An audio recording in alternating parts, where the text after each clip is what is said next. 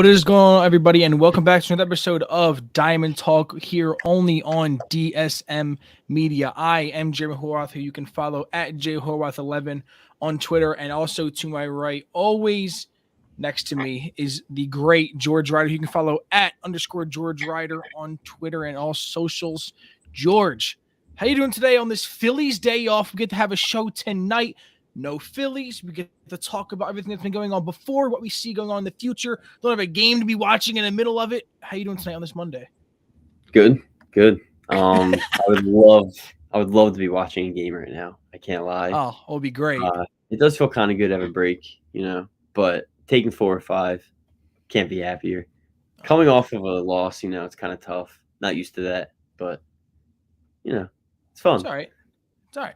It's been a ton of fun watching this Phillies team with Rob Thompson over here at manager doing his thing. We talked a lot of Rob Thompson on last week's show. Dude has been an absolute stud. We love him.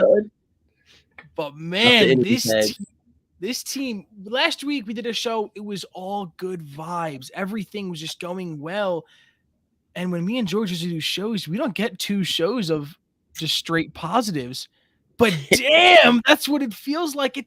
This is what it feels like to have a winning baseball team over at least a 2-week stretch. And that's what we're feeling right now. And it feels really damn good because usually I'm not this hype. I am not this excited to talk as much baseball. I'm usually down in the dumps talking bad about whoever is playing bad. But damn, I don't care who's playing bad because we're winning ball games. That's all I care about in the end. And we're doing it at a damn good pace. So, George, give me your reaction to our 5-game series against the Nats. What is your reaction of going 4 or 5? Sadly, losing that 5th one, but yeah, what is your main reactions coming off of that? We can jump right into that first game. I mean, 10-1. Schwarber hits 2 homers. Pretty much everybody just lights up Corbin. Corbin just looked absolutely terrible. Mm-hmm. The throw to first where he just kind of glove out. It's like, come on. And then you combine that, you get such a comfortable lead for Wheeler. He goes 7 strong, 4 hits, 1 run. It's like just kind of what you expect now. He's so good. Mm-hmm. He's a legit ace. And every time he's on the mound, I expect a win. I really do. For sure. And that's amazing. That's what an ace is, right? You got exactly expect to win every time. It was awesome. Everybody hit, man. Munoz homered. That was awesome. Yeah, awesome. Yeah. Schwarber's 2 were just bombs too. He is so effortless. He's incredible. I love watching him hit. And yeah, I mean, pretty much just the Patrick Corbin game. When you saw that the first thing is going to be Corbin versus Wheeler, I did kind of expect a little bit of a hit around. I thought Corbin was going to get it up. This lineup's too good to not light up Corbin. The best thing ever the Phillies didn't do was give Corbin that 5th year. Yeah, seriously. He is awful. He's so bad. So, yeah, what a game. The first game was incredible. Dude, a lot of fun to watch. This entire 5-game series, besides the last one, was fun to watch. A 10-1 victory in Game 1. Come back the next day, win 5-3. Third game, we won 8-7. Was a crazy back-and-forth game, but still came out on top, winning 8-7. Fourth game, winning 2-1. And then, of course, we don't talk about yesterday too much, losing 9-3. We will deep dive into that game, especially a little bit later, because we do have to talk a lot of Zach Eflin. So we will deep dive into that more.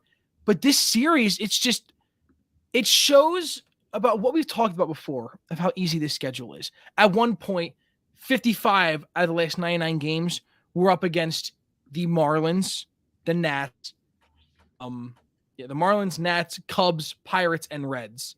Mm-hmm. And that's where we were like, okay, we need to win a lot of those games. Like a lot of those games, we should be winning. And right when we hit that stretch, we get a 5-game series against the Nats, and you see the damage that we can do against these kind of teams. Yeah. These weren't just little lucky wins. These were handed wins. We beat the Nationals handily. A doubleheader. All right, hear this stat. This is what I heard during that doubleheader. Before that doubleheader started, we had 27 in the past 27 doubleheaders. How many times did the Phillies win both of them, George? What's your guess? I'm gonna go with 2. 1. They've won a doubleheader both games once in the last 27 games. This is before the one that just happened. Okay. they lost both games 14 out of 27 times. And then Wow. they split the last 12. So I was like, okay, we need to do something about the Phillies need to show that they're a different team. And they went up against the Nationals and they came out absolutely balling, winning game 1 5-3 and winning 8-7 in the second game. And I'm pretty sure that second game went in extra innings. So they played damn near around 20 innings of baseball that day, and they won both games. Yep. That makes me feel good. That makes me feel and one of those games was a Bailey Falter start, which I'm not that and I'm the other one was Ranger. Yeah, the other one was Ranger. Yeah, again, which we had a deep conversation about last week. Yeah. Which is incredible. Like did it. Yeah. The second game, they won 5-3. Like Ranger through 5 innings was so solid. Mm-hmm. And then he had an awful 6th inning. Had Josh Bell homer, just like let off some runs. But like he finished with 6 hits, 3 earned runs, 5 2/3. Look, and that's I'm sorry, but that's a number 5. He's number 5, and he's doing that. That's good. That's what you want. Yes. Like that's exactly what you want. And everybody, I mean, the big guys hit. Bryce 3 for 4, Bone 3 for 5, Nick 2 for 4. Just a good game all around. Brad Hand closes it out. He just gets more and more trustworthy every time he comes out. He's been so good. And then you go into the next game and it's like, Bailey Falter, let's see what he can do. He goes 5 strong, 5 hits, 4 strikeouts to a walk. It's like, you got guys. You got options. So like, we can get into the Eflin stuff because it's pretty tough. And kind of seeing Falter and Ranger, it's like, all right, if anything does happen, we do have guys to rely on to back up on. Yeah. Because, we can kind of just go into the Zach Eflin conversation. Zach Eflin, something that we have noticed over the past couple of years, he starts off pretty good. And he gets everyone to say, it's really reminding me of a Nick Pivetta situation, but he's still better than Pivetta, don't get me wrong. But we have a lot of faith in Eflin. No, the situation. Oh, yeah. The situation that he's in, not because with Pivetta, we were like, break out Pivetta. This is going to happen. Pivetta's going to do this, Pivetta's going to do that. And Eflin, we don't really have those thoughts before the season starts. We see Eflin have 3 or 4 pretty good starts. And we're like, okay, this guy can be a 4, maybe even a 3 starter. We're like, okay, this guy is like, I have some faith in Eflin. He goes and gets a couple more games under his belt, pretty good games. And then he just plummets. Yeah. Yesterday, Zach Eflin goes 2 innings. Yeah. And everyone is complaining about Ranger Suarez not being able to go more than 5 as our number 5 guy. Zach Eflin goes 2 innings, which is that is horrible. I don't think I need to express how bad that our starting pitcher, who with our bullpen a little bit depleted because they were on a doubleheader, and Aaron Nola, thank God, had a great game before that, which gave the bullpen a little bit of rest. But that bullpen wasn't fully back yet. And we now had to have a bullpen game because our starting pitcher couldn't go past the 2nd inning. He lost us that game from the jump. It is. And I'm sorry, he should feel embarrassed. I don't mean to shit on him or anything like that. Zach Eflin should feel embarrassed with his performance over a team that we just beat 4 times straight with no problems, and you couldn't get past the 2nd inning. Maikel Franco destroyed us yesterday. Yeah, he did. Maikel Franco, who I loved Maikel Franco, but come on. Maikel Franco sucks. If you leave us and go to the Royals, then the Orioles, and then the Nationals, sorry. It says something. It says something. And that's where he is. And he lit up just our entire team. I mean, he went in, but Zach Eflin, not even able to go innings yet. And that is so, because again, I'm the guy that's going to try and give you the benefit of the doubt. If you're a starting pitcher in this league, I don't care if you're a 1 or a 5, you should be going 5 innings. Like Ranger Suarez, he goes 5 innings almost every game, and they take him out. That's what he's supposed to do. Mm-hmm. Zach Eflin should be even better than that.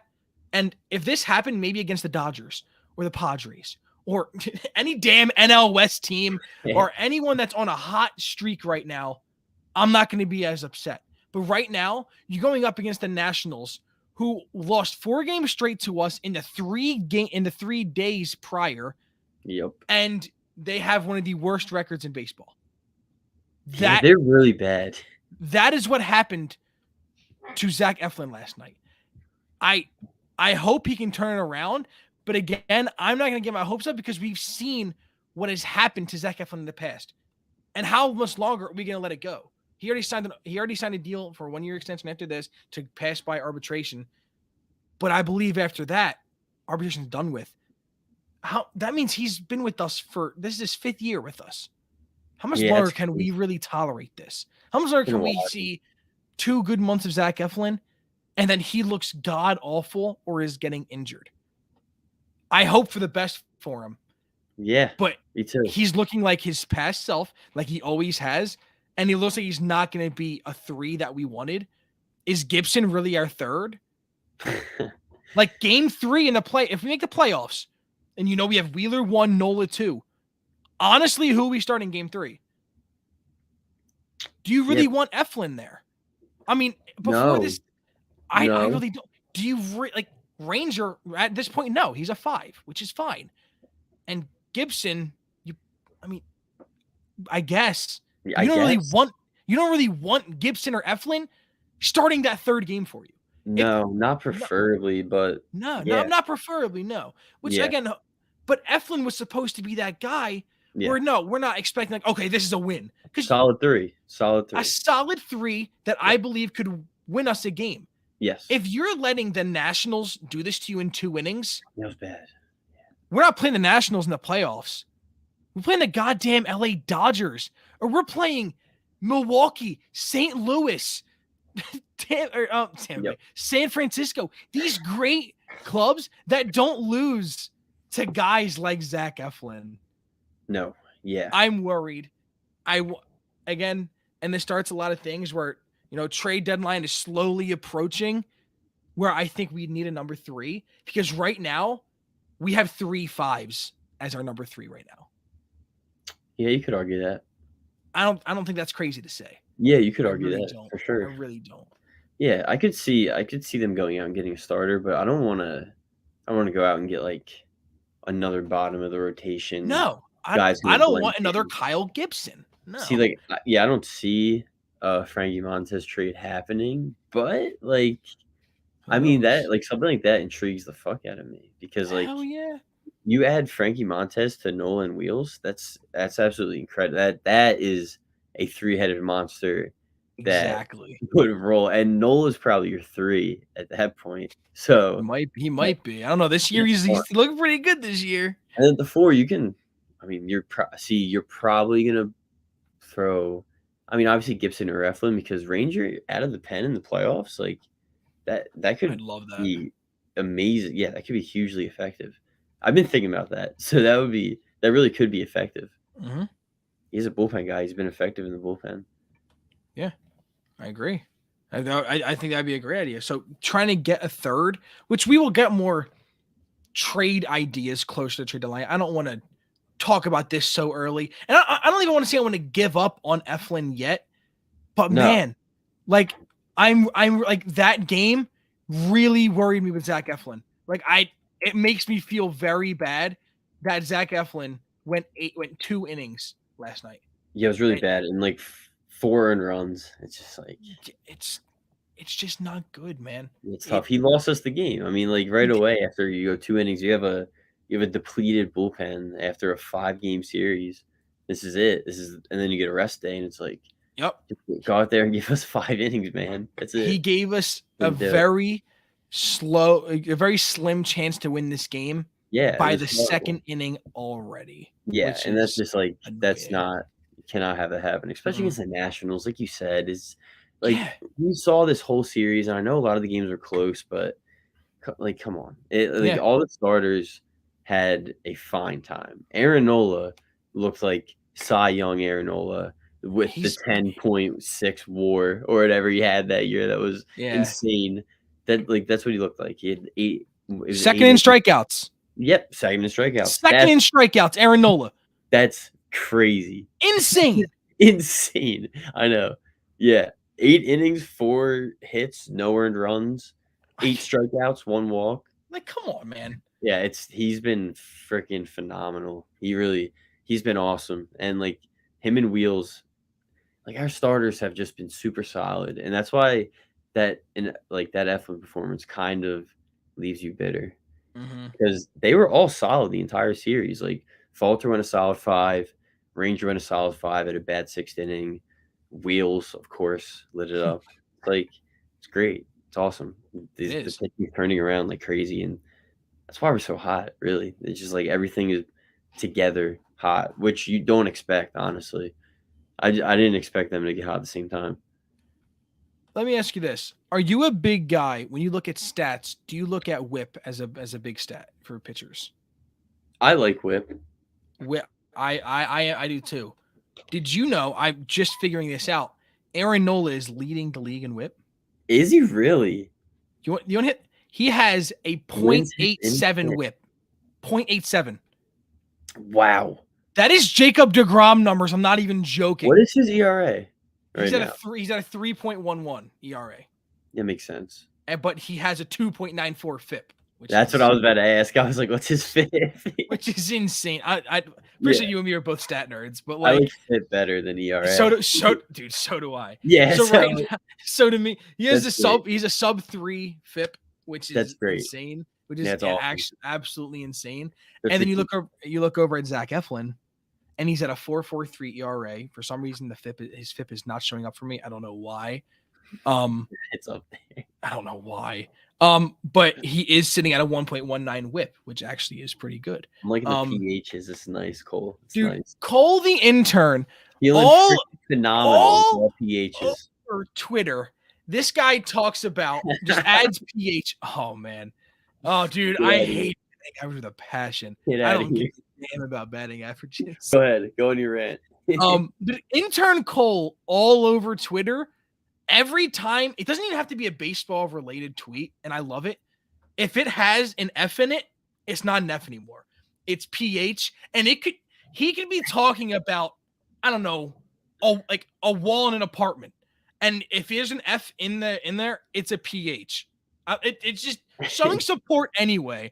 I love it, either way, dude. It's awesome. I see it's literally all over. Anything he tweets, yeah, there's a PH in there. It's pride. hilarious. It's great. It's pride. It is. Love it. And, yeah, George does love the batting average stat. Yeah, let's relax. Yeah. All right, Yeah. yeah. Let's relax. That's why Schwarber blows. Nicasianos, their contracts kind of sucks. Oh, stop. I'm gonna clip you saying that without any context and have you terrorized on Twitter. That's it. Look at this nerd. Look at this idiot.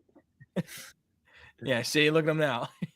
When I fail to see, I told you. Intern Cole's always about it, man. Cole's always about it. But yeah, so Zach Eflin, pretty much at the end of the day, Zach Eflin's struggling. I'm not giving up on him yet, but prior seasons, I was all over Eflin. Like, okay, he's on fire. He's going to keep it up. I'm not going to do that again. I can't go through that again. I've done it with him. I've done it with Pivetta. I did it a million times with Vince Velasquez. It's not even funny. I'm not going to do it with Eflin. Plain and simple. And that leads us to, we started talking about him, Aaron Nola. This guy playing absolutely insane baseball. His command is back, George. I was gonna ask you, and I was gonna say, do you think this is sustainable? Do you think Aaron Nola's back? I hate getting my hopes up, but Aaron Nola, what we've seen in past seasons, when he was the Cy Young, he was dominant all year, absolutely amazing. But Aaron Nola, right in the past years prior, Jason, he doesn't go off like he does now and then fall off a bridge like Eflin. What Aaron Nola did in the past is when he was really good, he'd have a bad start and then be good again. He'd be consistent throughout the entire season. Right now, he's just playing really well. This isn't the same success failure story that we've seen out of Nola. Nola would start off hot and then fall off throughout the rest of the season. Nola would go, he'd pitch really well, really bad, really well, really good. Like up and down, never roller coaster. Up all over the place. Right now, Nola's just going up. And he didn't do this since the Cy Young year. He hasn't had this many great games in a row. You know what I mean? He hasn't done that. So if he falls off, that means he's going to have to pitch terribly for the rest of the season, which Nola hasn't done that. Like I never understand like the full hate on Nola. Nola has never had like 3 terrible starts straight. He doesn't just continue. He doesn't have a bad couple months. Nola's never done that. He's had good couple months and then just little shaky games in between. That is Aaron Nola, at least in my perspective. Yeah, and it's great because like seeing a lot of pitchers complain about the baseballs, and then Aaron Nola is just like destroying people. He's like his command is there, like you said, his movement's there. He's missing bats. He's getting people looking. He's painting the corners. It's like he's yeah, second in strikeouts. That's for dude. That's awesome. Like when do you expect that? You think that of like Zach Wheeler. That's what you think when you're thinking of strikeouts. So Right. Aaron Nola being able to do that, and he's back. He is, dude. I agree. He is like everything about what he's doing, like you said, it's like consistent. And like you said, he is up and down. His whole career has been like that. Like he's up, he's down, he's up and down. Except for that Cy Young year, he's just consistent. Right. It's just that's just how he is. We talk ourselves into him being an ace. We talk ourselves into him being a solid 2. We talked ourselves down and be like he could be a 3. And now it's like, listen, Nola, everything is there for him. Everything right now. Everything is working. I am confident he is here to stay, which is huge because if him and Wheeler are like this, it's just those with a hot lineup is just deadly. Nobody wants to play the Phillies. When these 2 guys are pitching, like Nola's starting to hit the point. It's been forever since I felt this way about Nola. I don't fully feel it yet because again, I'm not totally confident. But when Nola's on the mound, I at least expect a win. When Wheeler's on the mound, I have confidence that we are going to win that game. And if we don't, I don't think it's going to be Wheeler's fault. Nola is starting to get around to being like, hey, when he's on the mound, we should be winning. His law, it should not be his fault. I'm hoping that it's not his fault, but we'll see. Yeah. I agree. I totally agree. If the Phillies make the playoffs, which as you see in the title, the Phillies will be in the playoffs. That's kind of, and that's going to be a segment for later on. So make sure you guys are commenting and let us know what your guys' thoughts are. If you think the Phillies are going to make the playoffs, we'll get into it more later. I believe that they really will make the playoffs, but a lot of things are going right now. And Aaron Nola is a huge part in it. I expect him to win every time he's on the mound. And if we lose, I don't think it should be his fault. Like that's how confident I am in Aaron Nola at this point. Yeah, because at points last year, it was like, dude, you go out there and you're so scared to watch him pitch because it's like, I don't know what to expect from Aaron Nola. And now it's just been so consistent that every night it's like, I'm so excited to watch this guy pitch. And against the Nationals, you kind of felt that he was going to have a good game. But, dude, 8 innings, 4 hits. He didn't allow a run. Just then 8 strikeouts to add on to it. Dude's incredible. He's really fun to watch. And something else, like, that was a game where we're coming off of a doubleheader, and we need Aaron Nola to go 7-8 innings. Like, we needed him to. If he had a bad game and he was taken out in the 4th or 5th inning, we are not winning. Like, we're not winning the game, because then you're going to see guys like Nick Nelson or one of those type of guys, or I can't remember the guy's name, but he pisses me off. I think it's Andrew something. I can't Andrew Bennett. No, not Benintendi. It's I forget his name. It begins with a B though. He's just Bilotti. That's who exactly it is. He's so frustrating. But those kind of guys, we would have lost the game if Nola didn't go 8 innings. Yeah. No, it's great because then like right after Nola goes 8, you get Sir Anthony and Brad Hand throw 2 great innings in the 9th and the 10th, and we win the game in extra. And Rhys Hoskins, also like a big part of that game for Nola, like doing that, is we had no Harper and no Rhys. Yep. They didn't start, which I completely blanked on that until right now, because Rhys came up in the 10th and pinched hit and hit the RBI game-winning single. So like all around great effort, dude. That was an awesome game 4, and it's like it just felt good to get that game because game 5 you're kind of playing with house money. It was like you just took 4, you got 1 more to go. Harper's not playing. It's like if this does go south, it's okay. You're gonna take 4 or 5. So it was good. Yeah. It was a really good win. Yeah, it was a great series, man. It was a fun series. It was awesome. It just showed how they could fight too. And like you see, like Vierling ripping 2 homers. You see him getting one in the 9th. You see him getting one in the 9th to go ahead in the 3rd game, and it's like these guys are just like everybody can hit, and it's so dangerous. The depth that we have, we talked it up a lot, but it's real. Like Yeah, is actually real. So it is. the young kids are coming around, dude. Like Stott's swing looks fucking beautiful. Like Yeah, it does. it looks great. So I'm so excited. The Yeah. only thing that was really bad about like some like really bad things was Didi's error. Yeah, but that's the thing. Wasn't that his first error of the year though? Yeah, no, he did like 99.9% he gets that. But Yeah. it was just like, oh my god, dude. Yeah. I hear Yeah, you that was there. tough. That was tough.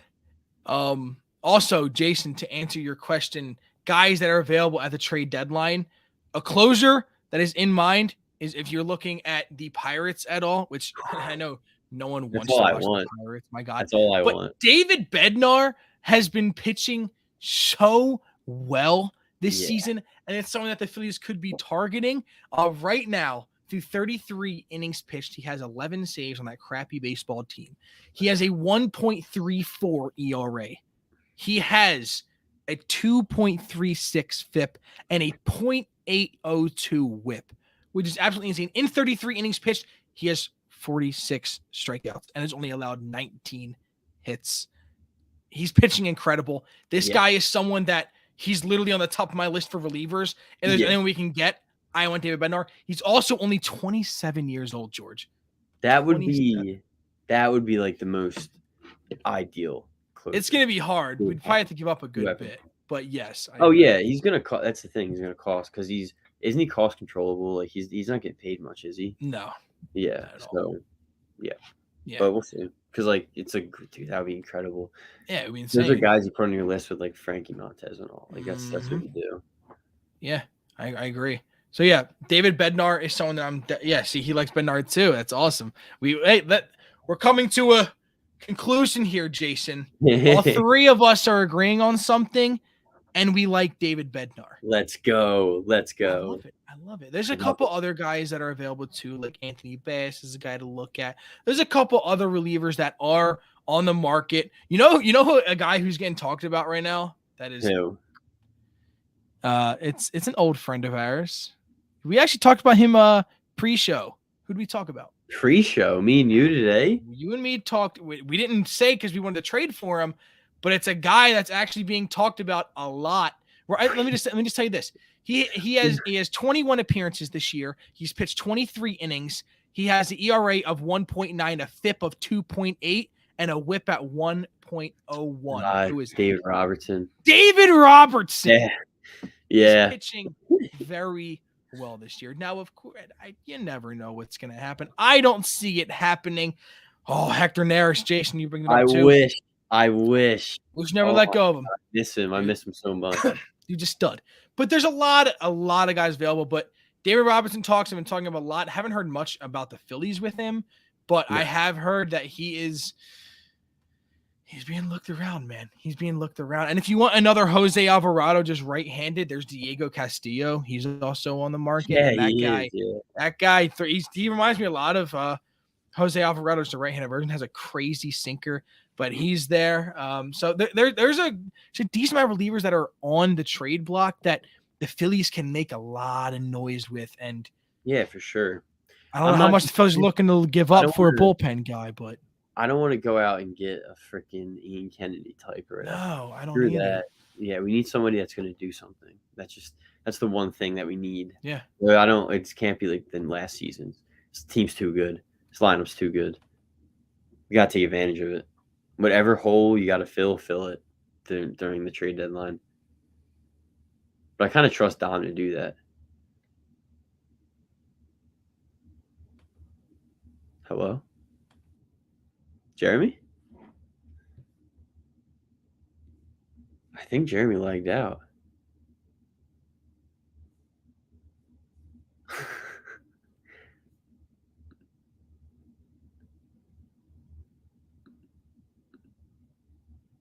think he lagged out. All right, we're going solo. Yeah, you might have lost power, Jason. All right. You want to hop in, Jason? Talk some Phils for a little bit? Oh, he's back. We lost connection again. All right. Well, I mean, we're about to wrap up the end, but this is incredible. This has never happened. We don't even know what to talk about. Got no Jason, you wanna go for topic? Throw it out there? Since this kid's power went out apparently. We're gonna FaceTime him.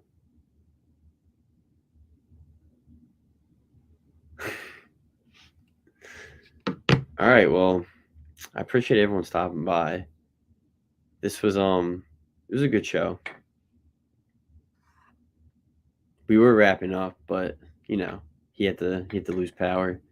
I do appreciate everyone coming by. Go Phils.